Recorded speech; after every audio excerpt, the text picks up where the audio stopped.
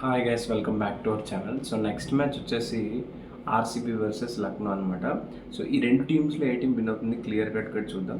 So ఈ match అనేది మనకి చిన్నస్వామి స్టేడియంలో జరగబోతుంది. ఇక్కడ ఆల్రెడీ హోమ్ టీమ్కి ఒక మ్యాచ్ అయితే ఓడిపోవడం కూడా జరిగింది ఆర్సీబీ.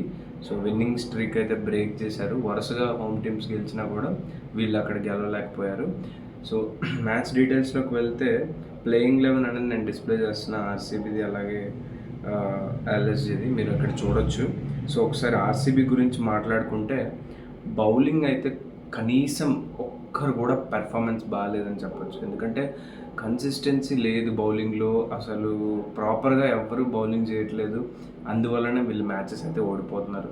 పాపం లాస్ట్ మ్యాచ్లో విరాట్ కోహ్లీ మంచి స్కోర్ చేశాడు, అయినా కూడా అదంతా వేస్ట్ అయిపోయింది డ్యూ టు బౌలింగ్ డెప్త్ అనేది చాలా ఇంపార్టెంట్. అది మిస్ అవుతున్నారు టీము. సో అందుకనే మ్యాచెస్ అయితే గెలవలేకపోతున్నారు. అలాగే బ్యాటింగ్లో కెప్టెన్ ఫ్యాబ్ డూప్లెసిస్ నుంచి నేను ఎక్స్పెక్ట్ చేస్తున్నా, ఇది వరకు లాగా లాస్ట్ సీజన్లో కానీ ఆ ముందు సీజన్లో కానీ ఖచ్చితంగా డూప్లెసిస్ గట్టిగా ఆడతాడు.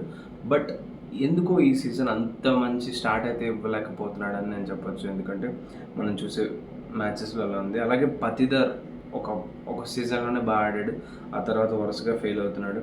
మ్యాక్స్వెల్ కూడా పర్వాలేదు. గ్రీన్ లాస్ట్ మ్యాచ్లో బాగా పెర్ఫామ్ చేశాడు. మ్యాక్స్వెల్ కూడా ఇంప్రూవ్ చేసుకోవాలి.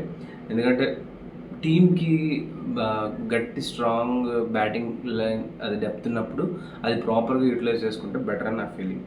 ఇక బౌలింగ్లో నేను ఎవరి గురించి మాట్లాడాల్సిన అవసరం లేదు, అందరూ ఒకలానే వేస్తున్నారు. యష్ దయాల్ అయితే టూ మచ్ రన్స్ కన్సిడర్ చేస్తున్నాడు. ఫెర్గుసన్ని టీంలోకి తీసుకుంటే బెటర్ అని నా ఒపీనియన్. అదైతే కొంచెం ఇది. అలాగే దినేష్ కార్తిక్ యాజ్ యూజువల్ మంచి ఫినిషింగ్ టచ్ అయితే ఇస్తున్నాడు ప్రతి మ్యాచ్లో. లక్నో చూసుకుంటే లాస్ట్ మ్యాచ్లో డికాక్ మంచి నాక్ అయితే ఆడాడు. అలాగే నికోలస్ పురాన్ ఒక్కడు కన్సిస్టెంట్గా ఆడుతున్నాడు బ్యాటింగ్. అలాగే లాస్ట్ మ్యాచ్లో కృణాల్ పాండ్యా కూడా బాగా ఆడడం మనం చూసాం. అందువల్లనే వాళ్ళు గెలవడం కూడా గమనించాం.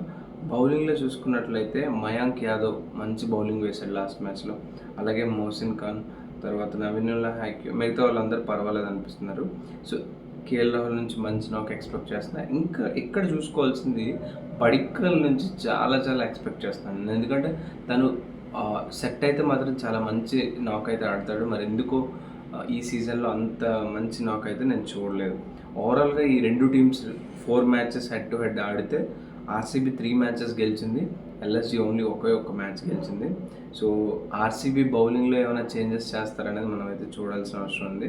సో ఈ మ్యాచ్లో చూసుకున్నట్లయితే ప్లస్లు మైనస్లు రెండు ఉన్నాయి రెండు టీమ్స్కి.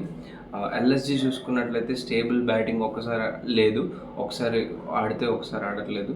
ఎక్సెప్ట్ పురాన్, మిగతా వాళ్ళందరూ నార్మల్గా ఉంది.